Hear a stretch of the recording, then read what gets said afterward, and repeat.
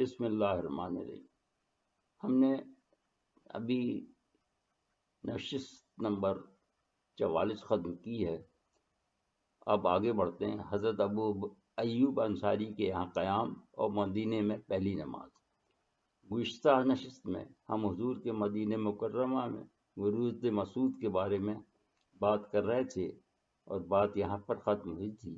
حضور نے فرمایا کہ میری اونٹنی معمور من اللہ ہے اور یہ جہاں بیٹھے گی وہیں قیام کروں گا، لہذا وہ ایک خالی میدان میں بیٹھ گئی جو کہ کھجوریں سکھانے کے لیے استعمال ہوتا تھا، اور 2 یتیم بھائیوں سہیل و سہل کی ملکیت تھا، اور دوسری طرف حضرت ابو ایوب انصاری رضی اللہ تعالی عنہ کا دروازہ تھا۔ ان بچوں نے یہ جگہ تحفتاً پیش کرنا چاہیے مگر حضور نے پسند نہیں فرمایا، البتہ قیمتاً لینا قبول کیا، لہذا بعد میں قیمت ادا کر دی گئی۔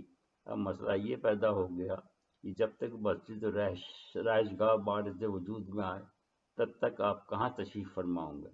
ویسے تو بہت سے لوگوں نے چاہا کہ یہ سعادت وہ حاصل کریں، لیکن اللہ تعالیٰ نے یہ سعادت ازل سے حضرت ابو ایوب انصاری کی قسمت میں لکھی ہوئی تھی، لہذا حضور نے استفسار فرمایا کہ سب سے قریب گھر کس کا ہے، یعنی حقوق ہمسائیگی مد نظر ہے۔ لوگوں نے بتایا کہ سامنے والا دروازہ حضرت ابو ایوب انصاری کا ہے۔ اب حضرت ابو ایوب انصاری رضی اللہ تعالیٰ عنہ کھڑے ہوئے اور بستہ عرض کیا کہ حضور اگر غریب خانہ پر قدم رنجہ فرمائیں تو میرے لیے بہت بڑی سعادت ہوگی۔ اب سارے حاضرین کی نگاہیں حضور پر مرکوز ہو گئیں۔ تجسس کا باعث یہ تھا کہ اس سے پہلے یہ پیشکش بہت سو نے کی تھی اور حضور رد کر چکے تھے۔ ان میں حضور کے دادا کے سسرال والے اور حضور کے ننیال والے بھی شامل تھے، لیکن حضور نے قبول نہیں فرمایا۔ لیکن اب وہ حیرت سے دیکھ رہے تھے کہ حضور صلی اللہ علیہ وسلم اللہ تعالیٰ کی حمد و ثنا کرتے ہوئے استادہ ہوئے اور حضرت ابو ایوب انصاری رضی اللہ تعالیٰ عنہ کے ہمراہ ہو لیے۔ وہ آپ کو اپنے بالخانے پر لے جانا چاہتے تھے مگر حضور صلی اللہ علیہ وسلم نے منظور نہیں کیا۔ فرمایا کہ تمہارے لیے یہ زحمت کا باعث ہوگا کیونکہ میرے پاس لوگ ہر وقت آئیں گے، جبکہ حضرت ابو ایوب انصاری کی دلیل یہ تھی کہ یہ خلاف ادب ہے کہ وہ اوپر تشریف فرما ہوں اور حضور نچلی منزل پر تشریف فرما ہوں۔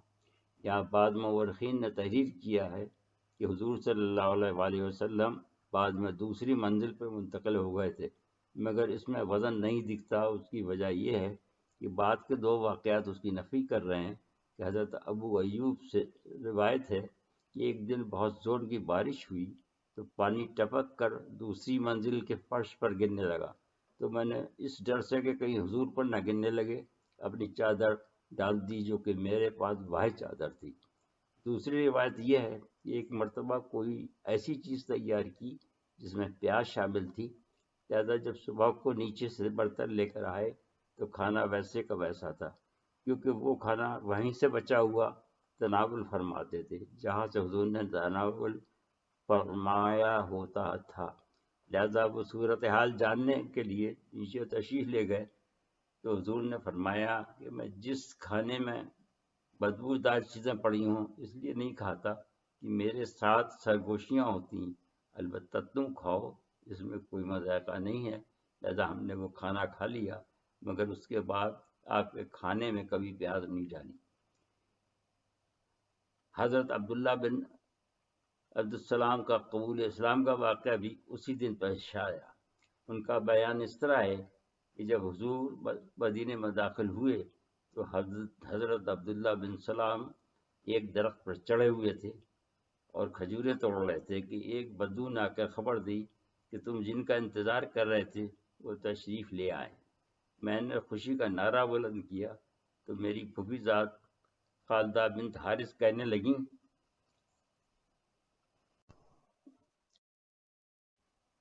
کہ اللہ تجھے ناکام کرے، تو نے ایسی خوشی کا اظہار کیا جیسا تو حضرت موسیٰ بن عمران کی بھی آمد پر نہیں کرتا۔ میں نے کہا پھوپھی جان، وہ حضرت موسیٰ بن عمران کا بھائی اور انہی کے دین پر ہے اور اسی چیز کے ساتھ بھیجا گیا جس کے ساتھ وہ بھیجے گئے تھے۔ پھر تو میری پھوپھی نے کہا کہ کیا یہ وہی تو نہیں ہے جن کا چرچا یہودی ہمیشہ سے کرتے آئے ہیں؟ میں نے کہا کہ واللہ وہی ہے جس کی خبر دی جاتی ہے تھی کہ وہ قیامت کے قریب آئے گا۔ کہنے لگی جبھی وفور شوق میں تمہاری یہ حالت ہے۔ اس کے بعد میں رسول صلی اللہ علیہ وسلم کی جانب چل دیا اور جا کر اسلام قبول کر لیا۔ پھر میں اپنے گھر والوں کی طرف لوٹا تو انہوں نے بھی اسلام قبول کر لیا، لیکن ہم نے اپنے اسلام پر دوسرے یہودیوں کو باخبر نہیں کیا۔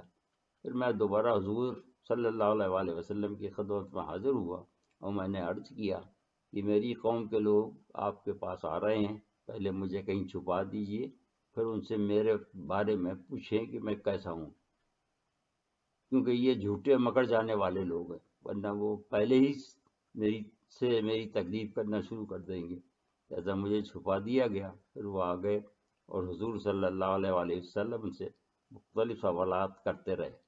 دوران گفتگو حضور نے پوچھا کہ تم میں حسین بن عبدالسلام، یہ ان کا پہلا نام تھا جہالت میں ایمان لانے سے پہلے، وہ کیسا آدمی ہے؟ انہوں نے جواب دیا کہ وہ تو ہمارا سردار ہے، ہمارے سردار کا بیٹا ہے اور ہم میں سب سے بڑا عالم بھی ہے۔ اس مرحلے پر میں باہر آ گیا اور میں نے کہا کہ اہل یہود، اللہ سے ڈرو، جو چیز آپ لے کر آئے ہیں اسے قبول کر لو۔ واللہ تم خوب جانتے ہو کہ آپ صلی اللہ علیہ وسلم اللہ کے رسول ہیں۔ آپ کا ذکر تورات میں بھی موجود ہے۔ آپ صلی اللہ علیہ وسلم کا اسم مبارک و صفت بھی لکھی ہے۔ میں گواہی دیتا ہوں کہ آپ اللہ کے رسول ہیں۔ میں ایمان لاتا ہوں اور تصدیق کرتا ہوں۔ یہ سننا تھا کہ سارے یہود بفر گئے اور لگے مجھے جھوٹا کہنے اور عیب نکالنے اور گالیاں دینے۔ میں نے کہا حضور صلی اللہ علیہ وسلم، میں نے آپ کو پہلے ہی بتا دیا تھا کہ یہ باتیں بنانے والے اور جھوٹے لوگ ہیں۔ اس موقع پہ میری پھوپھی بھی مشرف با اسلام ہو گئیں۔ ان کا نام اسما اور میرا نام عبداللہ رکھا گیا۔ ابن اسحاق رحمہ اللہ تعالی آگے چل کر رقم تراز ہیں کہ حضور کے مدینہ تشریف آوری کے بعد تمام مہاجرین مکہ چھوڑ کر حضور سے آ ملے، سوائے ان کے جو کسی آفت میں گرفتار تھے یا پھر مقید تھے۔ لیکن اہل و عیال اور مال و متاع کے ساتھ جو لوگ اللہ اور رسول کی طرف ہجرت کر کے آئے، وہ چند گھرانے آئے جو مضعون بڑی جماع میں سے تھے۔ حجش بن رعب جو بنی امیہ کے حلیف تھے، بنی کبیر جو کہ بنی بن سعد بن لیس جمجہ میں سے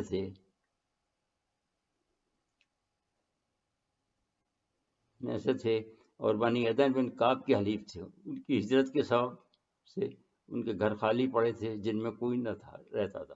جب حجش ابن رعب اپنے گھر سے نکل آئے تو ان کے مکان پر ابو سفیان بن حرب نے قبضہ کر کے انہیں عامر بن لوئی، عمر بن علقمہ کے ہاتھ فروخت کر دیا۔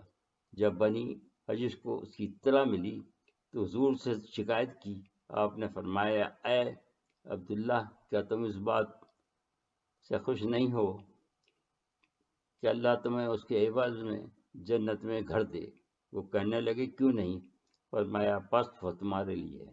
اور فتح مکہ کے بعد بھی وہ مکانات حضور نے واپس نہیں کرائے، انہیں لوگوں کے پاس رہنے دیا۔ ممکن ہے کہ حضور نے عام معافی کے منافی سمجھا ہو یا کوئی اور مصلحت رہی ہو، واللہ اعلم۔ مورخین میں اس پر بھی اختلاف ہے حضور صلی اللہ علیہ وسلم نے قبا میں کتنے دن قیام فرمایا۔ ابن ہشام رحمہ اللہ تعالیٰ نے باقاعدہ دن گن کر 5 دن بتائے ہیں، کچھ نے 17، کچھ نے 12 لکھے ہیں۔ حضرت شاہ ولی اللہ اور دہلوی رحمہ اللہ تعالیٰ نے قبا میں آمد کا دن 8 ربیع الاول اور قاضی محمد سلیمان کے مطابق 23 ستمبر 622 لکھا ہے۔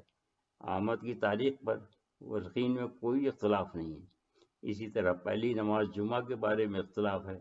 بعض مورخین نے مسجد قباء میں تحریر کی ہے، بعض نے مدینہ شریف میں اور کچھ نے دونوں جگہ لکھی ہے۔ ممکن ہے حضور نے دونوں جگہ پڑھائی ہو، پہلے قبا میں اور پھر مدینہ شریف میں، واللہ اعلم۔ اس موقع پہ جو خطبات حضور صلی اللہ علیہ وسلم نے پڑھے تھے تاریخ میں موجود ہیں، جو انشاءاللہ آگے پیش کیے جائیں گے۔